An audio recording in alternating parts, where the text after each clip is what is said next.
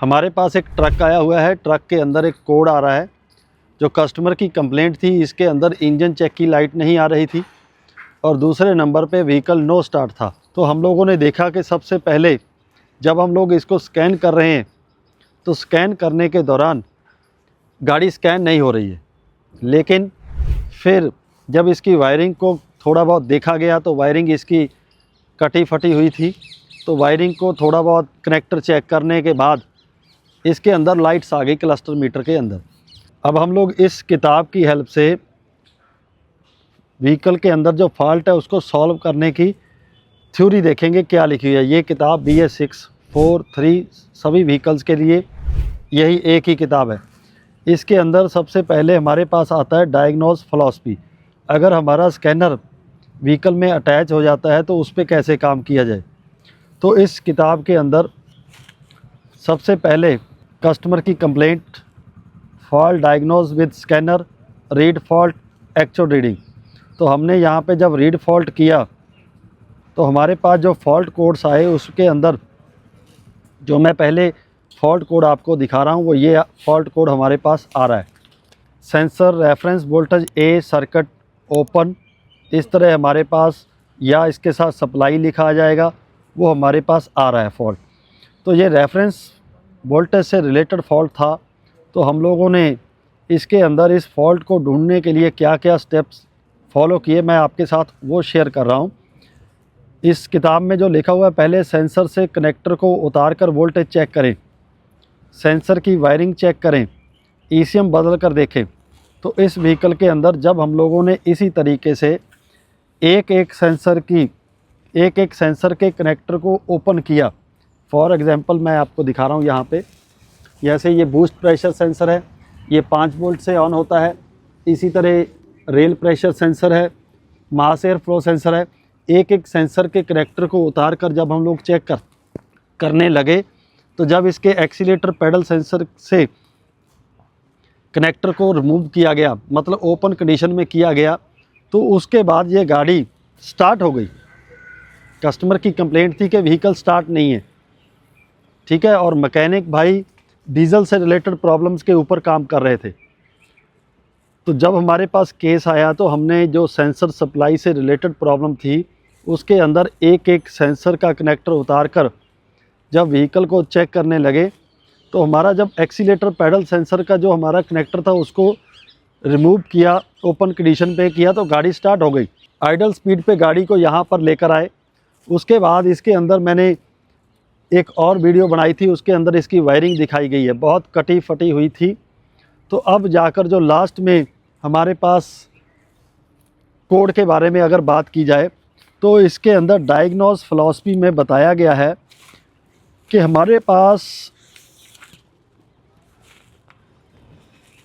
इस तरह किसी भी व्हीकल के कोड आ रहे हैं और स्टार्टिंग प्रॉब्लम है तो ज़्यादातर टेक्नीशियन डीजल के साथ रिलेटेड फॉल्ट कोड पर काम करना शुरू कर देते हैं कि सेंसर को चेंज किया जाए, वायरिंग चेक की जाए, ECM चेंज किया जाए। इस व्हीकल में इसी तरह हुआ। इन कार्यों पर बहुत ज़्यादा समय ख़राब हो जाता है। इस फिलॉसफी में हमें किस प्रकार काम करना है इसके बारे में डिस्कस कर रहे हैं। पहले तो जितने भी फॉल्ट कोड्स आ रहे हैं उनमें से जो कोड्स पर हम जल्दी काम करके ठीक कर सकते हैं उनको पहले करना चाहिए। एक एक कोड को सॉल्व करके आगे बढ़ना चाहिए। जैसे ब्रेक स्विच का कोड आ रहा है, ग्लो प्लग का आ रहा है, कूलेंट टेम्परेचर का आ रहा है, रेल प्रेशर सेंसर का आ रहा है। इनमें से जो पहले आसान है उसको काम किया जाए। तो मैं आपको यहाँ पे जो कोड आ रहे हैं मैं दिखा रहा हूँ। यहाँ पे देखिए P0641 sensor to power supply, इतना लेकर काम ख़त्म। और दूसरा जो कोड आ रहा है easier solenoid valve, exhaust gas recirculation high signal. तो इन दोनों में से मैं किस पे काम करूं? इसका मतलब जो ये कोड है कि हमारे 5 वोल्ट की जिस सेंसर पे भी सप्लाई आ रही है उसकी सप्लाई हमारी आउट हो चुकी है। तो यहाँ पे साथ में है ईजियर वाल्व। जब हम लोग इस ईजियर वाल्व को, इसमें 5 वायर्स हैं ये कनेक्टर के अंदर ईजियर वाल्व के, तो 5 वायर के अंदर जब हम लोग इस कनेक्टर को रिमूव कर देते हैं कि अब देखा जाए ये कोड आ रहा है या नहीं आ रहा, तो जब हम लोग इसका कनेक्टर रिमूव करते हैं तो ये कोड ऑटोमेटिकली रिमूव हो जाता है। तो कहने का मतलब ये है एक कोड जो आ रहा है उसका कारण कोई दूसरा सेंसर या दूसरा एक्चुएटर हो सकता है। तो इसके लिए जो हमारे डायग्नोस्टिक टूल हैं वो इशारा कर रहे हैं हमारे पास। 2 कोड आ रहे हैं, दोनों में से मुझे दोनों पे काम करना है।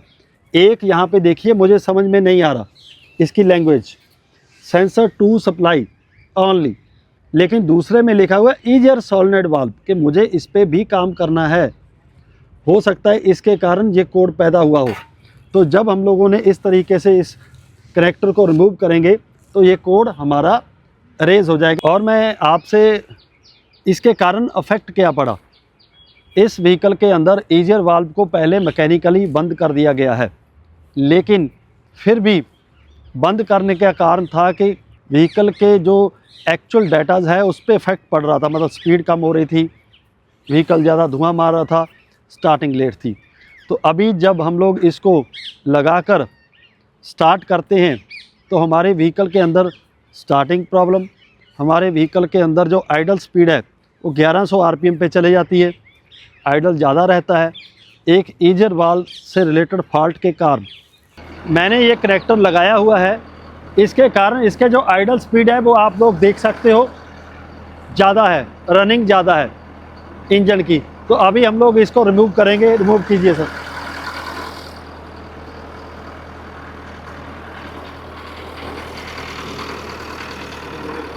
ये धीरे धीरे स्लो हो रहा है, आवाज़ साउंड कम हो गई है, आरपीएम एक्चुअल में जो होने चाहिए वो हो चुके हैं।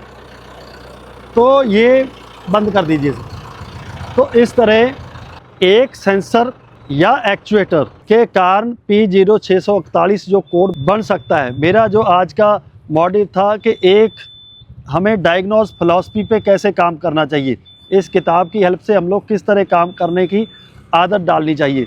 अगर एक से ज़्यादा 2 कोड आ रहे हैं तो दोनों कोड पे ही काम करके हम लोग एक कोड पे काम करके दूसरे को रेज कर सकते हैं, उसके कारण दूसरा कोड आ सकता है।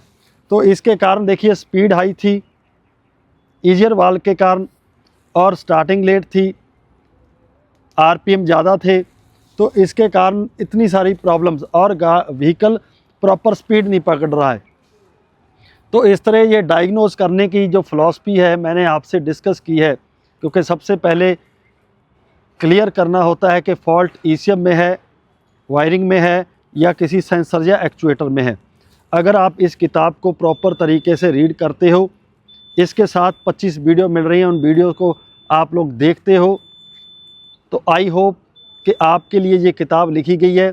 इसमें इतना कुछ एक्सपीरियंस लिखा गया है जिसको आप रीड करके car, truck, petrol, diesel, 2 wheeler, truck, tractor, earth moving machines और BS6 जो कि आज की डेट में हमारे लिए बहुत ही ज़्यादा लोगों को लग रहा है कि काम मुश्किल है, उसको सॉल्व करने के लिए इस किताब की हेल्प से आप लोग काम कीजिए।